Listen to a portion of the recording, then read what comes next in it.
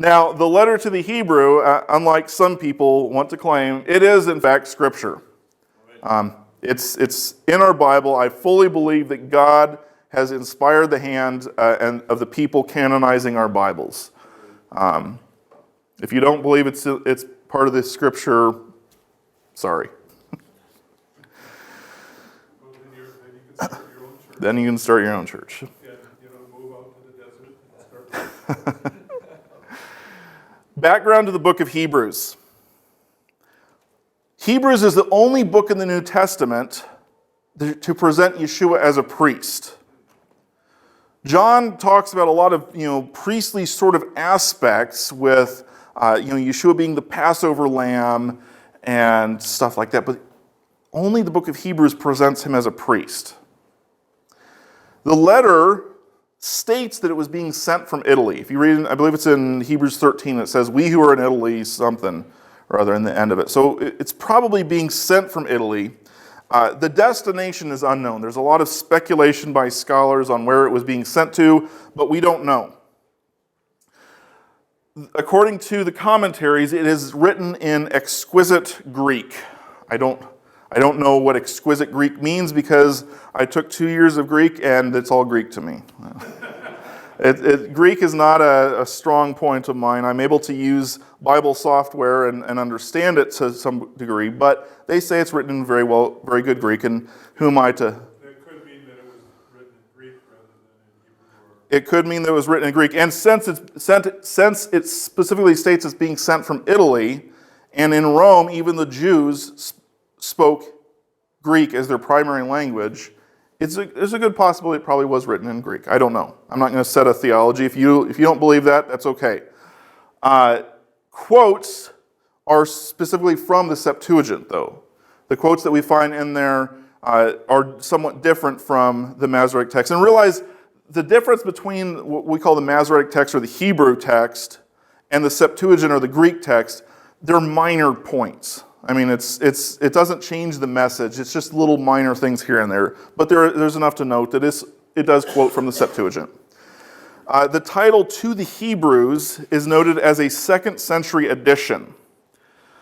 This is most likely, I didn't even know this, but it was a 2nd century addition to the letter because they didn't normally address letters. They didn't put like that. And it's not actually in the actual script itself. Like when Paul writes a letter, a lot of times he'll put it in the actual letter, but here it was just superscripted onto the letter, which isn't common.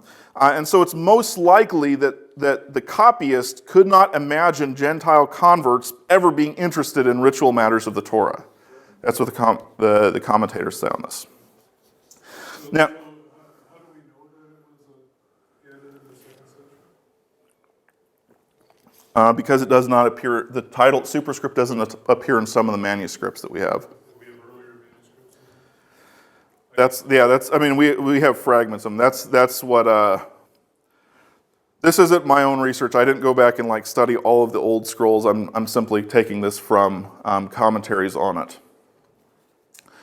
It was written between the mid-50s, and the upper limit is 96 of the Common Era, because Clement in 96 is actually quoting from this letter. So it's probably at least 5 years before that, if in fact we're going for a later date, just so it would be in wide circulation. It assumes that the Levitical priesthood is still in operation. Right? There's multiple points in time in the text where it says, for example, in Hebrews 8, verse 4, it says, "For there are already priests who are offering gifts according to the law." Right? So it uses present tense, which would seem to imply that either the temple is still standing, or at least that maybe the news that the temple has been destroyed hasn't yet reached that. And one theory is that the believers were kicked out of the temple, and they were distressed about that. Yeah. This book was written to say that we have a better high priest. We don't need that high priest. Yeah, and I'll talk specifically about some of these theories, but that's a good point. That there's we see that there's some sort of distress going on in the letter surrounding the temple. And you would think right? that if the temple had been destroyed, they would have mentioned Yeah, and that's why I personally don't believe it's written after 70 AD, is because had the temple been destroyed, I mean, news didn't take that long to travel. I mean, we're probably talking a month or two for news to travel to Jerusalem that the temple's been destroyed, especially since you got all these refugees fleeing. And that is would have been such a monumental event. I just don't see how someone writing about the tabernacle or the temple would have not hinted at it, at least in the letter. So me, personally, yeah, I agree. This probably was written before the destruction of the temple. What do you think about it being written to the Hebrews? Do you think that's accurate? I'll discuss that. I thought about all this stuff at a time. Look, here's my next level. High level of distress due to the corruption of the high priest office. All right? So I do believe it was written before 70 AD, but we do know that there was, the high priesthood was very corrupt at this point in time. If you wanted to be high priest, you didn't have to say, all this stuff. You just had to be somewhat a good lineage and pay the Romans off. Just go to seminary. I don't know if it was that bad yet, but but it was it was widely recognized that the high priesthood was very corrupt. There was a lot of bribery going on. In the Mishnah, it said something like up until some point in time, there was only basically the high priest served that for his lifetime period. But then you get to the second, to the first century, and it was there was a new high priest every couple years or something like that. So they even in Jewish sources, they recognize there was a lot of corruption going on. Along those same lines, in Josephus, he talks about, in fact, he believes that one of the purposes for the temple's destruction, one of the reasons for it, was the corruption going on, not only in the priesthood, but in the temple itself. Josephus describes murders taking place in the temple. All kinds of terrible things. So this was, well known that it was corrupt. Not only the priesthood, the whole temple courts, everything had been corrupt. Yeah, and Josephus was a priest, so he would have known about the corruption going on in the priesthood as well. And of course, Yeshua with his destruction of the money changers. And Yeshua was very critical of the way that it was operating. He overturned the money changers' tables. However, I will point out that his disciples still met at the temple. I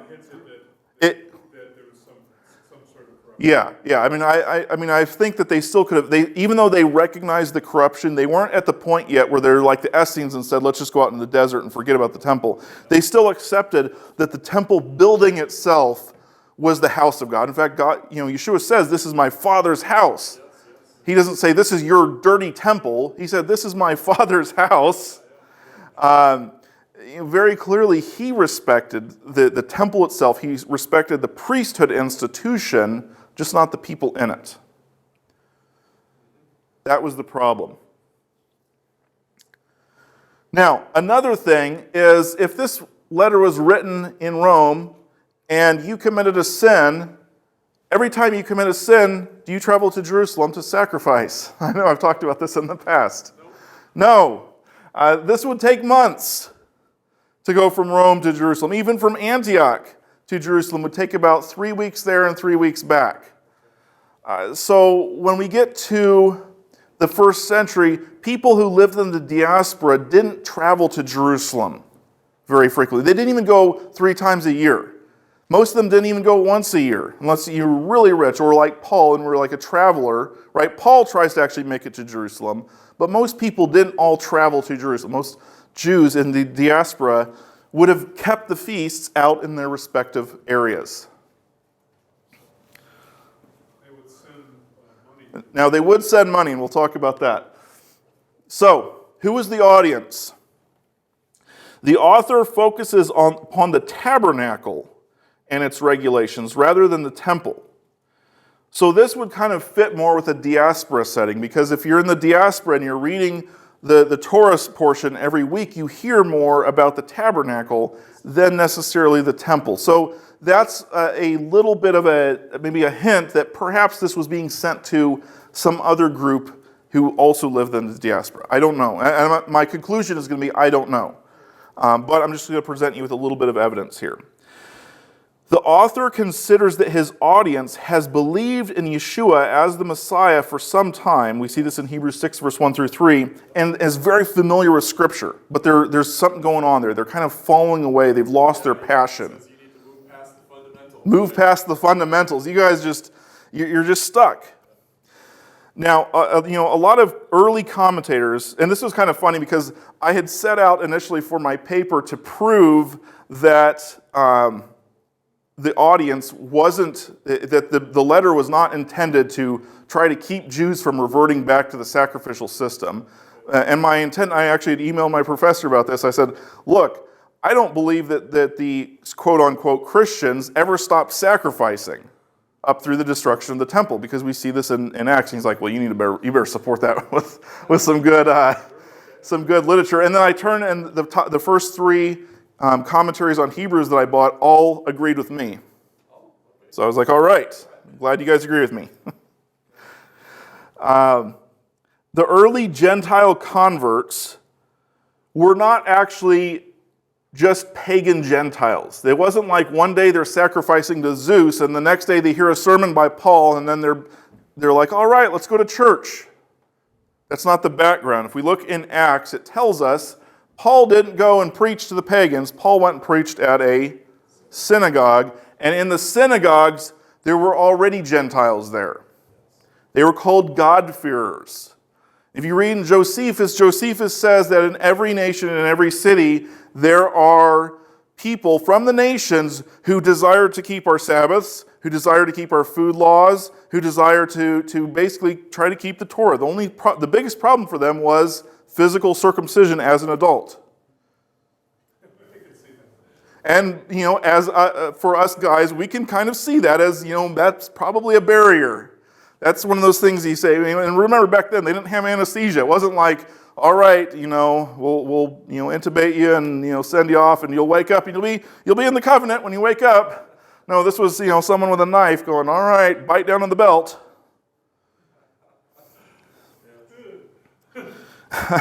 This was a very big roadblock to them. So his converts had already been in the synagogue. And if you're in the synagogue, what are you hearing every week?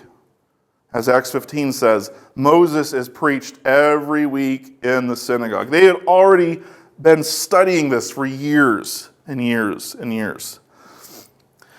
Now, as we talked about with the half shekel, the diaspora living only participated in temple services through the payment of a half shekel temple tax, which was used to pay for the Tamid offering, which is the daily whole burnt offering, and for the Yom Kippur ritual. Now remember, Yom Kippur, the Day of Atonement, by performing that entire ritual, by sending that goat out into the wilderness, and it was supposed to be sent off alive, that was how sins were forgiven for the nation. So even though they couldn't go to Jerusalem on an individual level when they sinned, they still received forgiveness of sins through Yom Kippur. Now, here's where the problem is. First off, this half shekel temple tax, the Jews would not accept that money unless you were considered Jewish. If you were a God-fearer, you could not pay this money. Only if you converted under the rabbinical authority were you allowed to pay the half shekel. So these converts to the way, if we want to call it that, to what became Christianity, they would not have been recognized by the rabbinical authority, and therefore they would have been forbidden from paying that half shekel temple tax.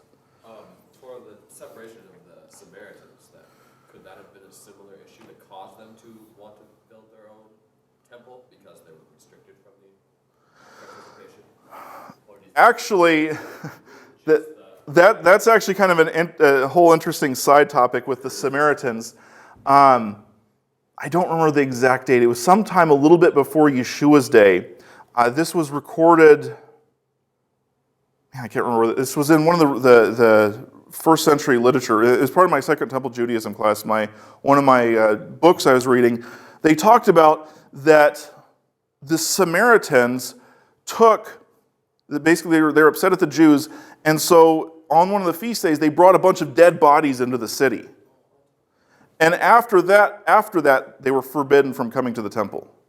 which would imply that up to somewhere around the turn of the century, the Samaritans were actually coming to the Jerusalem temple for feasts. So I found that really interesting. I really need to find that reference, though, because that defiles everyone. So if you're defiled, now you can't keep the feast. Because they were very antagonistic. They were coming to the temple, but they didn't like the people that they were worshiping with. That would be like if we had a big revival and we secretly brought in a bunch of Roman Catholic crucifixes and burned them during the revival just to make all of them mad. They were all worshiping together, but then they were like, "Oh, we're going to get these guys back." All right. And then the last thing here is that Mishnaic evidence suggests that there was a very common belief that the Yom Kippur ritual was stopped being accepted by God for the 40 years before the destruction of the temple. Most of you guys have probably heard this. The string on the never turned white on the goat. The temple doors kept popping open. What were the other ones? Menorah wouldn't stay lit. Oh yeah, and the lot always fell on the left hand rather than the right hand, right? So even Rabbinic Judaism recognized that 40 years before the temple was destroyed, God had stopped accepting Yom Kippur. And this, for diaspora Jews, is huge because this is their only way to connect to the temple. This is their only way that God forgives them, right? And the Mishnah interprets that as the corruption. We, on the other hand, think, maybe it's because they, crucified God's Son. The 40 years was very intriguing. Very intriguing. I mean, that's, That puts you at 30-something. That puts you about 30 AD, and it's really hard to tell exactly when Yeshua died. There's a lot of speculation. There's a lot of people who say they got the exact date, and guess what? Someone else says they have the exact date, and they don't match up. So, possible problems: impending destruction of the temple, the actual destruction of the temple, corruption of the high priesthood, rejection of the temple tax given by God-fearers. Something was going wrong. Somehow, I'm going to propose to you that in the book of Hebrews, the underlying problem is that this is a group of people who are thinking, how can we achieve atonement without the Day of Atonement happening? Without the temple properly functioning and giving us atonement, how can we achieve forgiveness of sins? That's what I propose that the author in the book of Hebrews is addressing. Hebrews 9 verse 9 says, the issue with the earthly tabernacle / temple cannot make... This is interesting. Let's go to Hebrews 9 verse 9. Because we see, a lot of times, there's an accusation that the book of Hebrews is saying that the temple is worthless, right? That the temple never functioned. Oh, well, the blood of bulls and goats never took away sins. Therefore, it's just saying, the temple never had any function. But listen to what he actually writes here. He says that, I'll start in verse 8. The Holy Spirit is signifying this, that the way into the holy place was not yet disclosed while the outer tabernacle is still standing, which is a symbol for the present time. Accordingly, both gifts and sacrifices are offered, which cannot make the worshiper perfect in consciousness. So the problem isn't that God never commanded the temple system, that all these crazy theories about the animal sacrificial system. The problem is that it cannot perfect your consciousness. It had its purpose. The blood, it says the blood of bulls and goats never took away sins. I would agree with that. It took away the impurity caused by your sin. If you that's a whole other subject that I've tackled before here. But when we look at this and we actually study what the function of the tabernacle was, the author of Hebrews isn't a heretic. He's actually explaining things that are always there. And even with these sacrifices, it never cleared your consciousness. It just took away the effects of your sin. And especially if we've got this stuff going on, what do you think is probably weighing heavy on the people? Their conscience. How can my sins be forgiven? So their consciousness is being affected. And he's saying, well, look, this stuff was never there to perfect your consciousness. What the author is doing, what I propose, is he's not rejecting the earthly tabernacle, as we'll see, but he's simply showing that there's an additional need for the greater heavenly tabernacle for taking care of sins. The other thing, of course, is that the earthly tabernacle did affect intentional sins. Yeah, the earthly tabernacle never atoned for intentional sins. It was only through the Yom Kippur goat being sent away that was taken away on a year-by-year basis, as it mentions here. Now, we also see in the book of Hebrews, he's talking about the inferiority. It seems like he's talking about the inferiority of Moses as well, of the Torah. Right? And so a lot of people said, oh, well, he's rejecting the Torah as well. No. Think about this. Okay, we don't have any kids in the room, good. I'm dating this woman when I was young, and we get married, and we finally experience sexual intimacy. We've experienced the greatest thing ever in the relationship. Does that now mean, now that I've experienced that greatest thing, that I'm never going to do any of that other stuff before? Does it mean I'm never going to take her on a date, I'm never going to kiss her, and I'm never going to tell her I love her? Because, hey, we've already experienced the greatest thing, so why go back to the old? Not if you want to experience again. Yeah, that's a good way to end your relationship and say, well, I don't want to kiss you anymore, let's just go in the bedroom. We understand this in the physical. This is what the author of Hebrews is trying to explain. Not that the earthly tabernacle is inferior in the sense that it is no longer valid. Not that the Torah or the Old Covenant, should we say, is inferior in the sense that it's invalid. It's just that the Yeshua, his sacrifice, his bringing blood in the heavenly, consummates the marriage. Maybe not, should I say consummates, but is like when you consummate a marriage with your wife. It's that ultimate experience. It's that ultimate release of sins. It doesn't negate the earlier stuff, because we still have to do that, as Hebrews 8 verse 4 says, but it's that ultimate experience. And this is a group of people who had lost their zeal, as we talked about in Hebrews 6. They were still on the elemental things. They lost their zeal. And so, as the author of Hebrews is doing, he's simply laying out the case that Yeshua is the ultimate, but that doesn't negate the previous stuff. Does that make sense to everyone? Yes. For me, when I thought about it in those terms, it really helped bring things to light. That we can say, oh, well, Yeshua is better than the Torah because he's the fulfillment of the Torah, but that doesn't negate the Torah. That just brings even more meaning to the Torah. Just like, now that I'm married, when I say I love you to my wife, there's a lot more meaning to it than there was before. Hebrews 2 verse 17. We're going to connect Hebrews and Yom Kippur. Hebrews 2 verse 17. Therefore he, Yeshua, had to be made like his brethren in all things, that he might become a merciful and faithful high priest in things pertaining to God, to make atonement for the sins of the people. So the high priest making atonement for the sins of the people, what is that?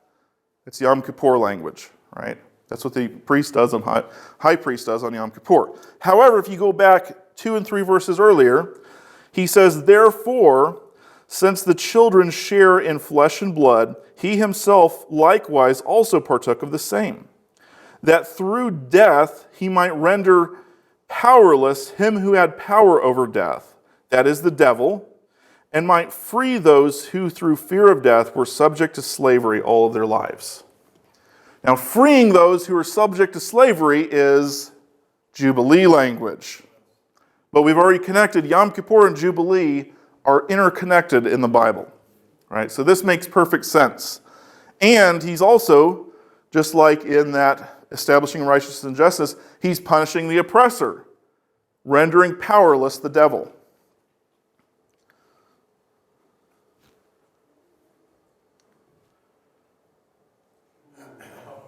Ooh. I don't know why I added that in, but I think that was actually because the next thing's supposed to pop up. I don't know why that one did that. All right.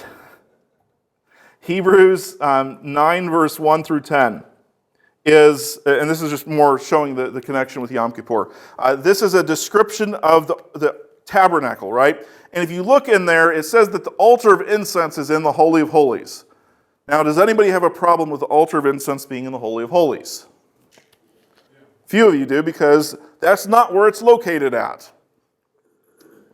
However, if you look at the Greek word there, and you take it back to the Septuagint, you'll find that it is always in reference to a censer, or an incense pan. Right? Now, is there an incense pan that ever goes into the Holy of Holies? Yes, we see this on the day of Yom Kippur, when the priest enters, he has the incense pan creating smoke to create a visual disturbance while he goes in there. Hebrews chapter 9, verse 11 through 12, description of the high priest's duties on Yom Kippur. And then we go into, in verse 15 through 20, it talks about this necessity of death for initiating a new covenant. Now, the necessity of death makes sense in the concept of Yom Kippur, because in order for Yom Kippur to happen, you must have death, right? The animal has to die. Also, death and God's resurrection of Yeshua gives him the legal right to the throne. We see this in Hebrews chapter, let's read a couple of these. Hebrews 1, verse 3.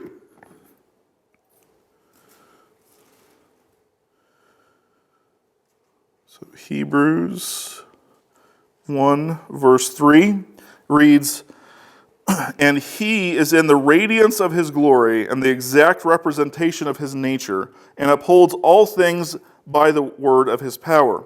When he," speaking of Yeshua, "had made a purification of sins, he sat down at the right hand of majesty on high." And what did we just connect with sitting down at the right hand with?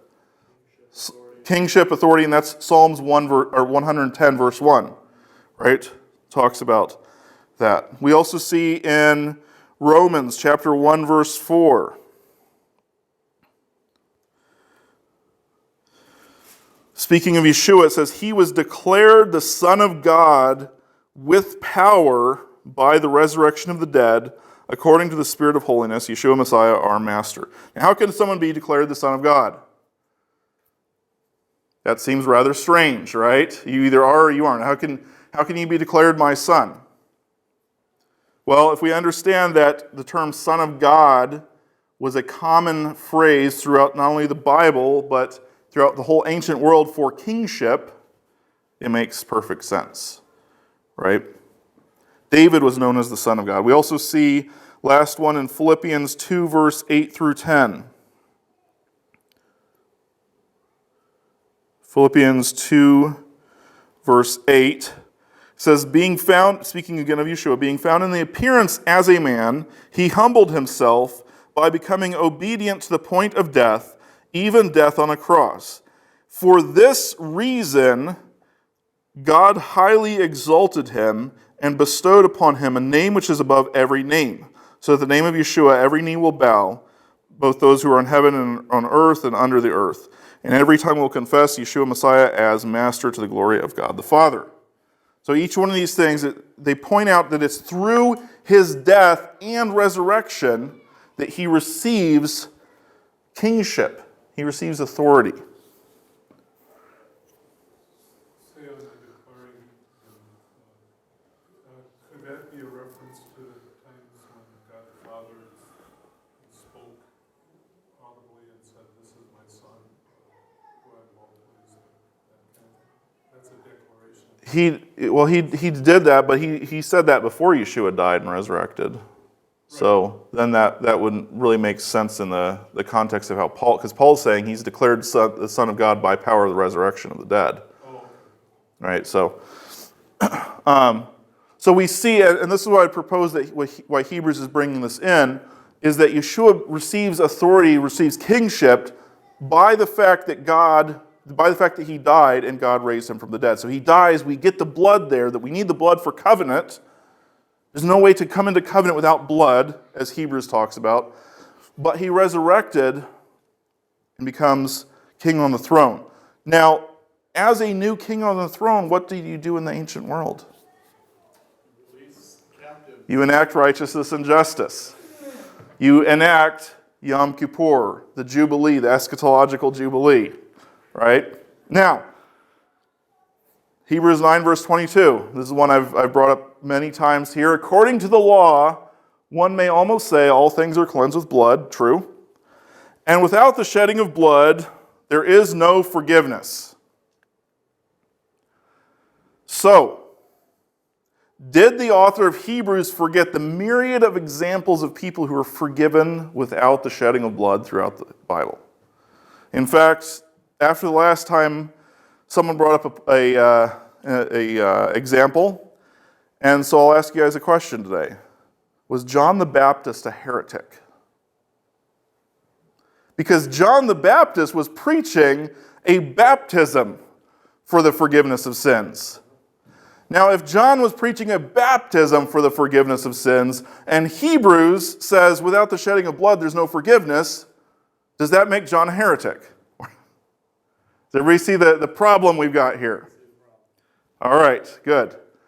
So, if we actually go into the Greek text, as I've pointed out before, you guys are probably sick of the example, but I'm up here and you're not, so deal with it. According to the law, one might almost say all things are cleansed with blood, and without the shedding of blood, there is no aphesis. That same Greek word that we found in connection with the Jubilee, in connection with Yom Kippur, in connection with the sabbatical year, and in connection with Isaiah 61. All of those are now connected in with Hebrews, with what Yeshua is being spoken of in Hebrews. And again, aphesis is the release. It's the release. So what is the difference? This is still unclear to me. What is the difference between forgiveness of sin and The release of sin? aphesis? Nothing really, except for we can't say that. The problem is that people use this verse and they say that, well, in order for God to forgive, something has to die. That's not what this verse is saying. We've seen plenty of times that God can forgive without the necessity of death.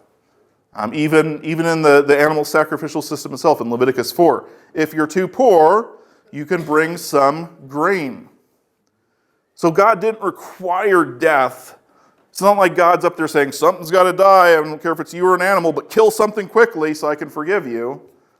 But it is a slightly different concept. It is a different concept, though, yeah. If someone's in prison, for instance, you can forgive them, But they're still a prisoner. but they're still in prison. That's a good example, yeah. So this is forgiveness, but it's more than just forgiveness. It's forgiving and releasing them. Yeah, very good example at the prison. It's taking them out of the bad situation. A lot of times we forgive people, but there's still a problem going on, right?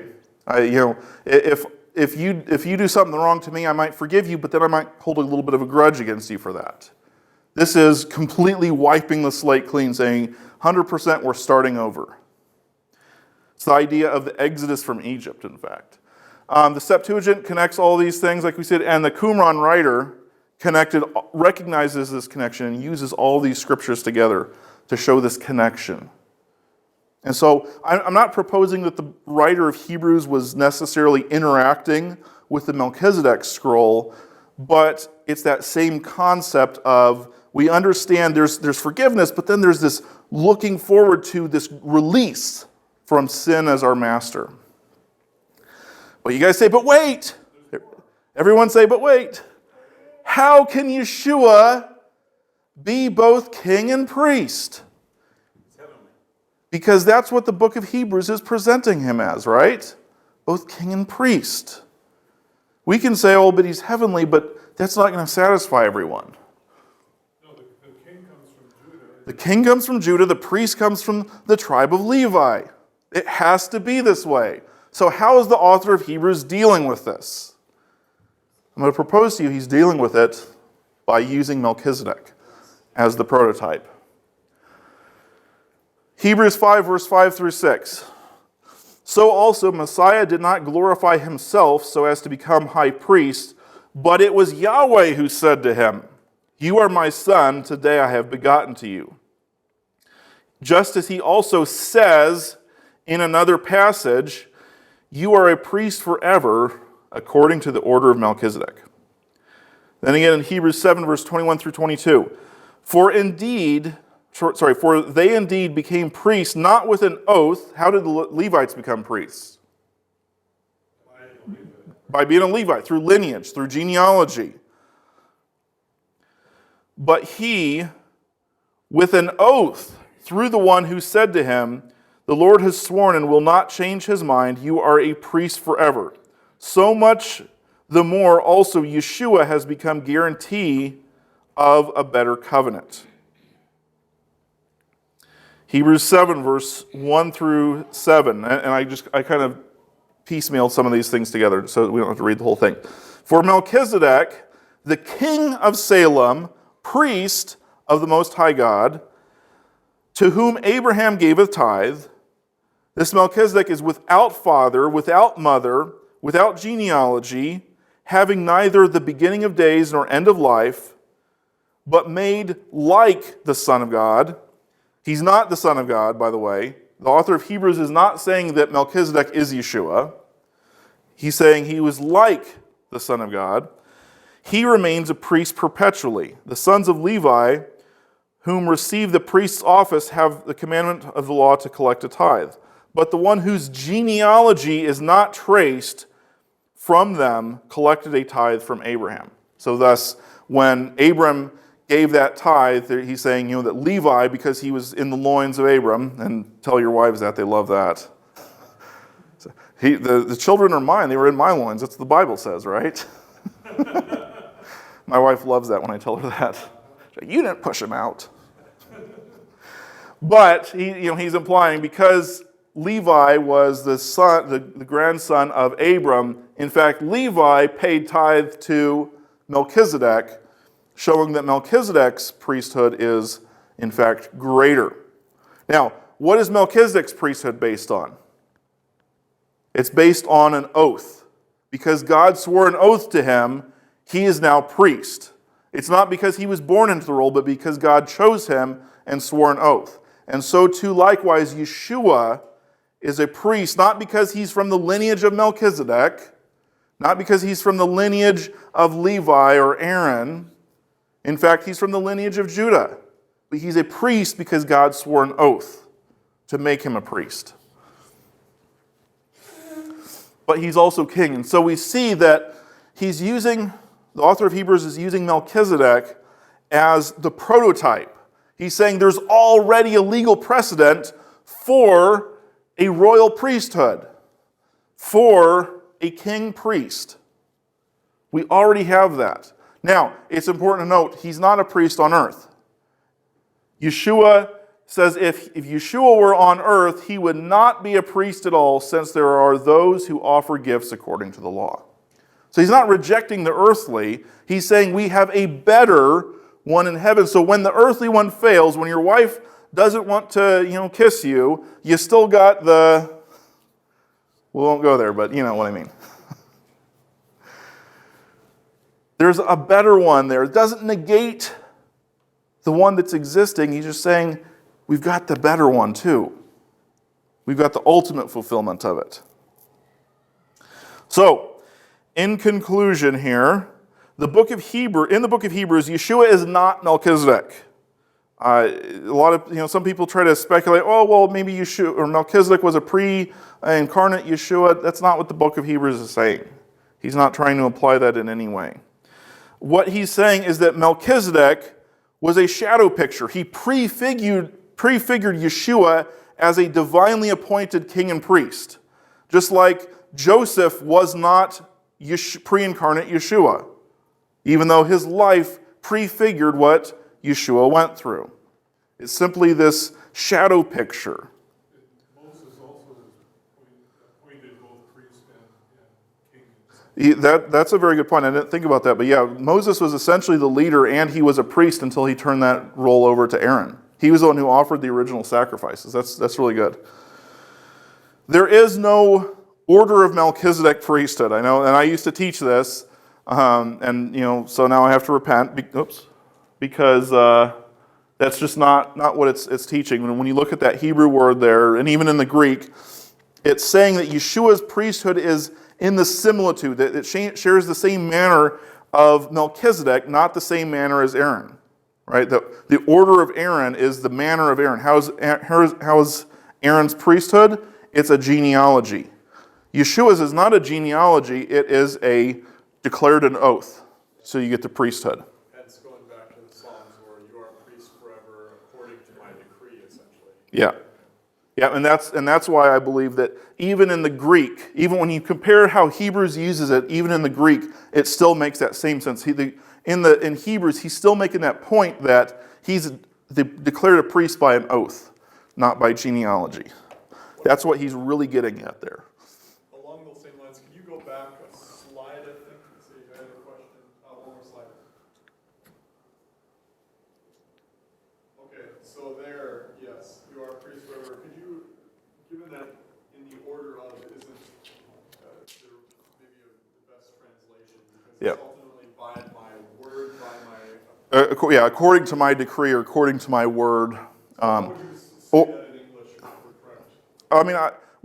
Remember this here is in Hebrew. So if I was reading Psalms 110, I would say, "You are a priest forever according to my decree, O Melchizedek." O Melchizedek, okay. Well, you don't have to put you don't have to put O in there, but Sure. that's just throwback to old King James English. King of righteousness, I'm a priest forever according to my decree. Yeah, and actually, if you look it up in the JPS Tanakh, it actually translates it, by my decree. Ah, okay. Yeah. Yeah, the word that's translated in order, taxis, it could mean type. Scientists use that word to mean a Like taxonomy, yeah, right? it's like a type of creature is Taxes. tax. Nice, yeah. Okay. See, you know more Greek than me. You should be up here teaching Greek. You know that word. Yeah, so, even in the Greek, this doesn't mean the order of Melchizedek like some sort of alternate lineage thing. It's the typology of Melchizedek. Within Catholicism especially, they have orders of priests, which is basically Yeah. a movement of priests, and that's not what this means. Yeah, this is not the Catholic order of priests. I believe actually the Mormons, or don't the Mormons believe that they're like the Melchizedek priests or something too? They believe in some sort of priesthood. I'm not too familiar with their whole theology thing, but okay, let's get back to where I was. Okay, both Yeshua and Melchizedek, of 11Q Melchizedek, are understood as the royal messenger of Isaiah 61, verse 1 and 2, who enact a jubilee, an eschatological jubilee from sin. Hebrews is focusing on the Yom Kippur language, while the Melchizedek scroll is focusing more on the Jubilee language. But as we pointed out, these two things are intertwined in the Hebrew. And so thus, this was my thesis statement, was that the study of 11Q Melchizedek helps us to better understand the book of Hebrews. It's not that they're necessarily interacting, not necessarily that they're speaking one thing or the other, but it helps us to understand. Now, there is a possible thing that it may be interacting with. Remember how I said that in the Qumran community, they put a high value on the priestly Messiah. So it may be that by showing that by lineage, that Yeshua is not a priest by lineage, but by decree, and therefore he's better, that may be kind of downplaying that whole idea of a Messiah of Aaron. All right, so to conclude with the question that everyone has, are we Melchizedek priests? Because that's been asked so many times. Well, and I think of something, is it in Peter where it says you are kings and priests or something? You're a royal priesthood. Royal priesthood. That same language, however, was used of Israel in Exodus 19, verse 6. And that's where I really propose he's going back there. We are a nation of priests in the idea that to the nations, to the Gentiles, we are supposed to be acting in a priestly function. We're supposed to be teaching them God's laws. But I will point out to you, we'll rule and reign with Messiah, and that's in the future. So when he gets here, we'll let him sort out what that means exactly to rule and reign. However, I'll jump to the last point. There is not a single recorded incident of believers in the first century attempting to wrest control of the Temple Mount. And in fact, the book of Acts shows that they submitted to the temple priesthood. They were up there. They didn't try to take control of it. They didn't try to enter the Holy of Holies. They didn't, in fact, when you go to Acts 21, at the behest of James and the rest of the elders in Jerusalem, Paul attempted to offer sacrifices to purify himself and 4 others of a Nazirite vow. So they didn't think that God had rejected the Levitical line. They didn't think that they were Melchizedek priesthood and now they should go take over the temple. But they did understand in that language of your kings and priests of now we have a nation to bring God's Torah to the nations. Or we have a mission to bring God's Torah to the nations. So, no verse in your Bible says this. Nowhere does it say that you're a Melchizedek priest. It never talks about there being a Melchizedek priesthood that we are a part of. It only talks about Yeshua being in that order of, or that similarity of Melchizedek. Nowhere does Yahweh make an oath that all believers in Yeshua are priests. If we read in Hebrews 7 verse 16, Yeshua's priesthood is not based upon the law of physical requirements, but according to the power of indestructible life. How many of you have been bodily raised from the dead? No? Okay. So we can't apply what's being talked about in Hebrews there. As we saw in Hebrews 8 verse 4, Yeshua's priesthood only functions in the heavenly realm. If he were on earth, he would not be a priest. We are on earth. So, that doesn't mean that we don't have a role similar to the priests in that we're supposed, because what were the priests really supposed to be? What was their function in Israel?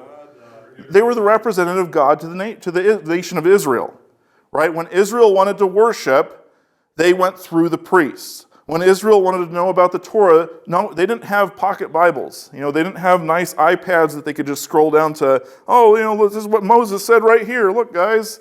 No, if you wanted to know that, you went to the priest because no one even had an individual scroll in their house. That was, very rare.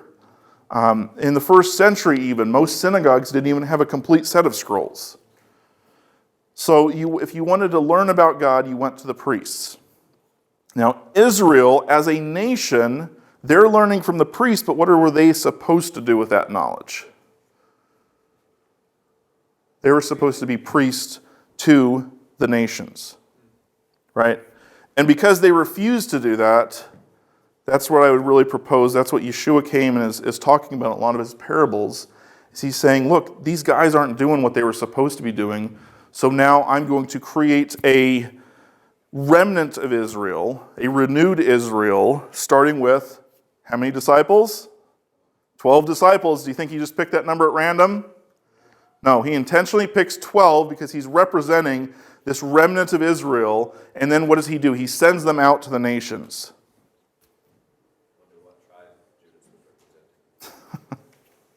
We'll speculate on that one later. But that's what Yeshua was restoring back, that original plan of God, which was that Israel was supposed to be the ambassadors to the nations, the priests in the non-ritualistic sense of the word. They were supposed to be the ones, they learn from the Levites and the priests, and then they take that knowledge and they bring it out to the nations. Amen?